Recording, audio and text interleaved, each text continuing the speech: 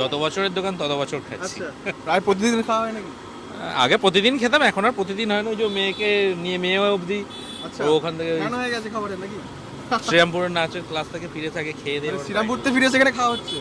হ্যাঁ, ওরে বাবা, বিরাট ক্রেজ। মানে এখানে যে খাবে তাকে একবার আসতেই হবে, এখানে একবার যে খাবে সে ফ্যান হয়ে যাবে, বারবার আসতে হবে। বারবার আসতে হবে। বারবার আসতে গেলে কোথায় আসতে হবে জানি কিন্তু? এখানে আসতে হবে রতনপুর জ্যোতিপাড়া সিঙ্গুর, আচ্ছা, NH2।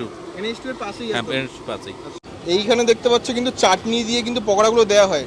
শুধুমাত্র চাট মশলা লেবু দেওয়া হয় না, তার সাথে কিন্তু চাটনিও দেওয়া হয়। দেখতে পাচ্ছ ধনেপাতা চাটনি হয়। কিসের চাটনি এটা? ধনেপাতা। ধনেপাতা। বাহ, প্রপার চাটনি দিয়েছে একদম এর মধ্যে। দেখতে পাচ্ছ এখানে কিন্তু নিয়ে নিয়েছি 4 পিস পকোড়া। ঠিক আছে, 1 পিস পকোড়া কাকিমা ভালোবেসে দিয়েছে আমাকে। এখানে 7 টাকা করে দাম এই পকোড়াগুলোর। দেখতে পাচ্ছ সাইজ খুব একটা ছোটো না, বেশ ভালো সাইজ। এটা কিন্তু হালকা ম্যারিনেট আছে, যেটা কাকু বললো। দেখা যাক এই পকোড়া মানে কেন ক্রেজ এত, দেখা যাক টেস্ট করে। এটা আছে ধন্যবাদ।